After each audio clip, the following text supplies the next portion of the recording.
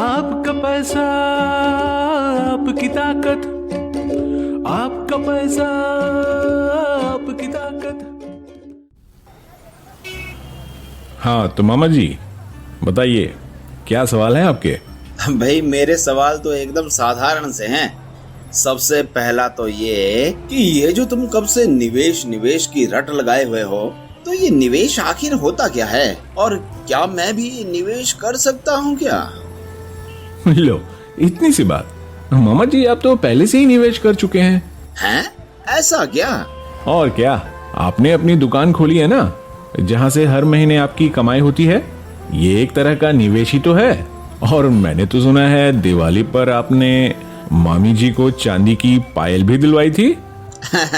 अरे मामा जी, जेवर खरीदना भी तो निवेश ही है, क्योंकि आगे जाकर 2000 रुपए में खरीदा हुआ जेवर 3 से 4000 रुपए की होने की उम्मीद भी होती है। और अगर आप ये सोचते हैं कि निवेश करने वाले के पास तो बहुत सारे पैसे होंगे, तो ऐसा बिल्कुल भी नहीं है। लेकिन हाँ, अगर कोई व्यक्ति निवेश करता है तो जरूर उसके पास आगे जाकर खूब पैसे होने की उम्मीद होती है। मैं आपको मेरे रतलाम वाले मौसा जी की कहानी सुनाता हूँ। अरे ये भी कोई कहानियां सुनाने का वक्त है क्या? अरे सुनिए तो, मेरे मौसा जी ने भी आप ही की तरह जिंदगी भर कड़ी मेहनत करके एक घर बनाया, और घर बनाते वक्त उसमें कुछ पैसे जोड़कर एक कमरा ज्यादा बनाया। मौसी ने सोचा अच्छा है, यहाँ गाय का चारा पानी रख सकेंगे। लेकिन मौसा जी ठहरे पक्के व्यापारी। उन्होंने उस कमरे को किराए पर चढ़ा दिया। किराए के पैसों से साल भर में ही उनके पास एक और कमरा बनवाने के पैसे हो गए।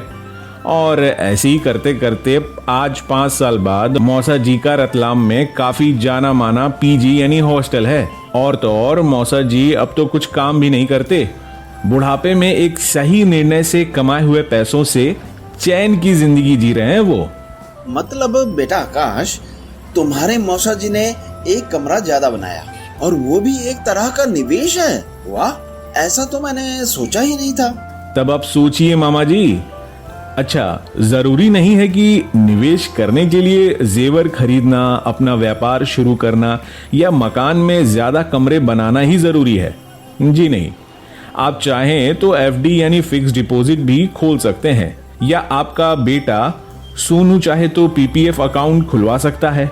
पीपीएफ यानी पब्लिक प्रोविडेंट फंड, जो कि एक सरकारी योजना है जिसमें 7% ब्याज मिलता है और 500 से 12,000 रुपए तक की मासिक निवेश की जा सकती है। इसमें निवेश करने से किसी को कोई भी जोखिम नहीं है और पैसा खूब बढ़कर ही वापस मिलता है। इसीलिए ये एक बचत खाते से भी बेहतर है। ये स्कीम तो हुई नौकरी वालों के लिए। इसके अलावा सरकार की किसान विकास पत्र स्कीम में भी पैसा निवेश करने से ठीक 9 साल 4 महीने बाद पैसा डबल यानी दुगना होके वापस मिल जाता है।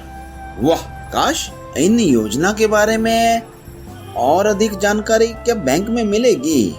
जी मामा जी, आप चाहें तो बैंक में या फिर पोस्ट ऑफिस में जाकर इन योजनाओं के बारे में अधिक जानकारी हासिल कर सकते हैं।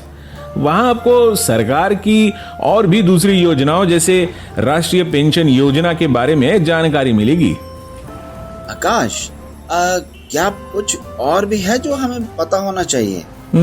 हाँ, ये पता होना चाहिए कि जब आप पैसे को कहीं निवेश करते हैं तो उनका मुनाफा आपको तुरंत नहीं मिलेगा, और कई बार हमारा पैसा एक लंबे या छोटे समय के लिए बंध जाता है।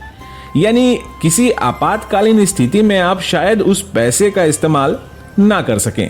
इसलिए जरूरी है कि आप निवेश करने से पहले निश्चित करें कि आपके पास बचत खाते में या नगद में कुछ पैसा हमेशा रहे, और निवेश आप केवल उस पैसे से करें जिसकी आपको तत्काल जरूरत ना पड़े। भाई वाह आकाश, ये सभी जरूरी जानकारी देने के लिए तुम्हारा शुक्रिया। श्रोताओं, मैं उम्मीद करता हूँ कि अब तक आप भी निवेश के बारे में अच्छी तरह समझ गए होंगे। श्रोताओं, आप हमें बताइए कि क्या आप पहले से निवेश की किसी सरकारी योजना के बारे में जानते थे? क्या आप ऐसी किसी योजना से जुड़े हुए हैं? क्या ये कार्यक्रम सुनकर आप निवेश के बारे में और बेहतर जानकारी पाना चाहते हैं? अपने फोन में नंबर 3 दबाकर अभी अपने विचार हमसे साझा करें। धन्यवाद।